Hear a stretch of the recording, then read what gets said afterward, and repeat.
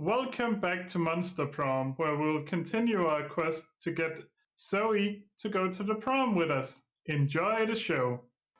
Well, I'm not doing perfectly, but you know, let's go. I don't even know. Fun, maybe. I don't really have much use for money, it seems, right now, so. That day, during recess, you start on a half-hour rave that goes full crazy. Everything is fine until Juan, the small magical Latino cat, asks what you think you're doing. Damn, you didn't even remember that you suck at dancing. Is it just me, or is Juan the Latino cat really a dick? But you decide to go all in and pretend it's a new dance move, apparently called the groovy Muska. Juan looks at you and he asks if you can teach him the move. In no time, half the party is following your steps, enjoying the dance all together. It's a party to remember. You gain +2 fun and a cool story to tell your grandkids someday. So, I was playing FOF. Oh, I was playing FOF.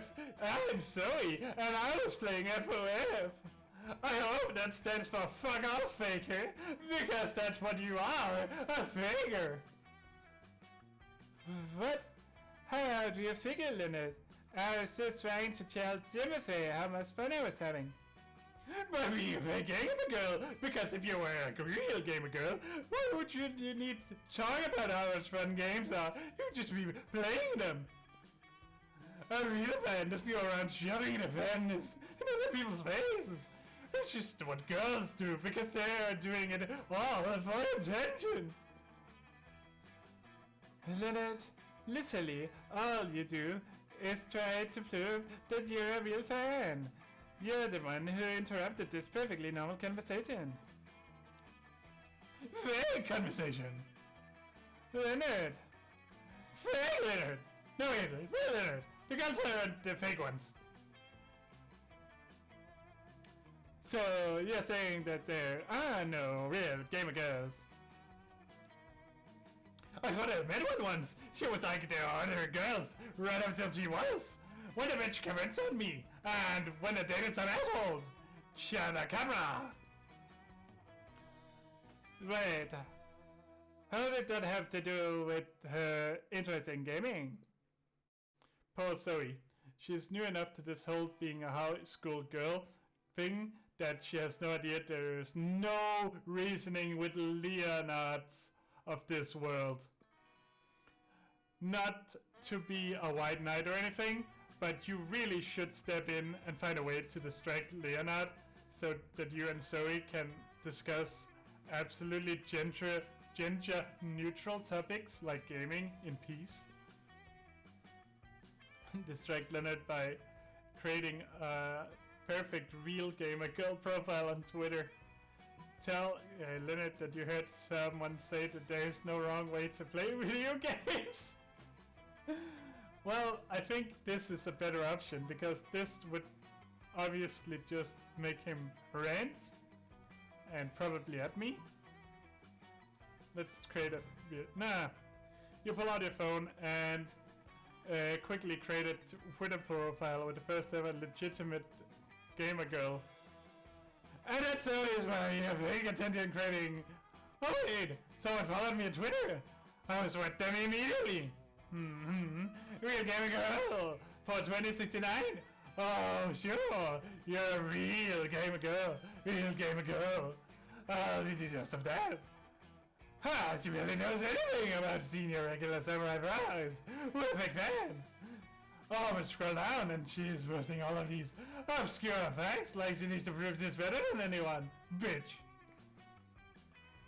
Wait, so she somehow knows too little and too much about the show? Because maybe there's pictures of her face. Like she doesn't know everyone just wants to say a booty. I like these cosplays and scary outfits just for the attention. So she's wearing too much clothing and too little clothing. And here, the fake little. No. You are done! May the things swell in the sea as you try to wash your hands and drown you in their depths. May your fingernails grow inwards and crawl up your weak arms and pierce your brain. May you be bowled over by 1,000 farts, as in traditional way of defeating a kappa. Oh hi, that was too personal. I should be species no matter how. Absolutely abominable. You are. I'm so sorry. Zoe runs away in tears and you run away with -2 charm and -1 fun. Well, that wasn't the best. Alright. What is that that's an amazing character. Let's go bother Zoe some more. We sat down with Zoe and Miranda. Miranda is paying no attention to her eating serves, and Zoe is paying too much attention to them. Disgusting! Like, what are you doing, Zoe? Don't you know it's rude it is to oogle another woman's eating serves? I am not oogling, I am researching for my fanfics. My dear, when it is about royalty, it is not called fan fiction. It is called propaganda. What? Oh no, I am not writing about you right now. I am writing about your eating serves. What? Yeah, it's gonna be great. I'm going to really dive into the inner lives, the hopes, and the dreams and desires. Oh, don't be silly. Serfs don't have any of those things. Do they, serfs? The eating serfs eye darts between Miranda and Zoe, terrified. Should they speak or just shut up and eat? You're right, Miranda. Most serfs don't have a thoughts or feelings. Only the really expensive and rare ones do. Make menacing eye contacts with the two serfs. Silently place a piece of sushi in your mouth and chew violently. Yes. Since Miranda's eating serves are fish people, this is a lot like walking up to a human and deliberately eating a finger in front of them. I'm sorry for what I'm about to say, but your show of intimidation really makes Miranda's serves clam up. That's amazing. Ah, yes. Subtle threats of violence is a true sign of royal lineages. What? Ugh. What is it with mortals and not wanting their flesh eaten? It's such a weird hangout. As by weird, you mean useful for controlling the masses, then I suppose I agree. The eating serfs try their best to ignore you as they stuff food into their quivering mouths.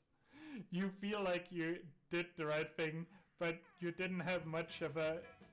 You feel like you did the right thing, but you don't have much of a conscience, so that's not saying much. Anyway, Miranda's happy. Well, that's not what we wanted, but sure. Alright. I have no idea what I need to do here. Maybe get some charm. But then again, I'm not that good at it. Maybe go to class, because we haven't been there. That day you listen to your elders and learn valuable lessons. Sometimes after all of the monster nonsense and the dating gimmicks, you forget that attending class is it's supposed to be the primary activity of this high school. You gain +2 smarts. It seems like Zoe is practically blushing magenta as she slides up to you. So, listen, Timothy. Hanging out of school and getting into wacky shenanigans is great and everything, but it's all so randomly absurd and absurdly random, and I just want to have some kawaii dating time. So, what if we do something super cute and adorable together, like a little picnic? I mean, I still want to be it to be personal to me, you know, so I want to have a picnic in a pocket dimension. Nightmare Void that holds a special place in my heart. It's just a super cozy despair realm, devoid of anything sense and unreachable to normal minds. So I like to hang out there and watch anime on my phone between classes. Anyway, meet me there in a few. I'll bring some cute picnic checks. You try to think of a way to keep from losing your sanity and getting your soul fractured. See you in a few. Ah, shit, that sounds super adorable, except for the losing your mind part. But you know a good way to fix that. Grab a cup of coffee, some nuts and blueberries, and scarf them down. All food well known for being good for the brain. Purchase a foil anti-void head from the very trustworthy dude who sells stuff in the dark alley behind the school. Let's just do this. You stop by the school snack shop, which is a thing that exists, but is rarely mentioned because, what? You think you know every single location at Spooky High? You don't. You get a half-calf macchiato triple scotch hole latte, some trail mix and blueberries, and shove them in the old food hole. Immediately you feel the magic working. Hey there, Timothy, are you ready to head into the despair? You sure hope so. Zoe takes your hand and you can feel your heart pound and your pulse race. She leads you onward. There it is. I hope you like the atmosphere. I mean, not the atmosphere, like the vibe. I mean, I hope you like that as well. I mean, I like literally how devoid of oxygen the actual atmosphere here is. Whether or not this would have been a problem for you normally, which is frankly debatable, it certainly isn't today. After that healthy and energizing snack. You always use a healthy snack to start the day off right and decimate obstacles from geometry tests to getting impaled with a spear, which are equally likely at this school. Sure. I feel like, oh, we haven't even seen the Monster Slayer, but she would totally, you know, impale you with a spear. Are you having fun? You seem like you're having fun, right? Like, you're having fun? I mean, you're not screeching with agony, and your eyes haven't melted out of your face, and you're still speaking coherently, so that's perfectly good for this dimension. Pretty good. It's a good baseline for any date, really. You and Zoe have a wonderful and super cutesy time, drinking your sodas and to the sounds of the wind echoing in your ears eerily, like the squeaks of the dying. It seems like your healthy snack wasn't quite healthy enough to keep your brain from any change whatsoever, because you are now inexplicably highly empathetic to the feelings of raccoons. But it was still everything Zoe dreamed of, specifically that you survived it and you gain +2 charm with raccoons, which bleeds over into your regular monster life too, along with +1 fun. The Monster Prom draws near. So let's ask Zoe. Let's not ask anyone. No, let's ask Zoe. Zoe in. Yes, ask Zoe. You finally plug up your courage and ask your beloved to go to the Monster Prom with you. Meh. Oh, honey, I'd love to. But the thing is, you know, Zoe plus Demophae doesn't add up to anything fun or cool ship names. And everyone knows that the first rule of choosing a date. Spoiler alert. So, not this time, okay? Call me, but if by any chance you change your name in the future though. There will be no crossover episode with you and I.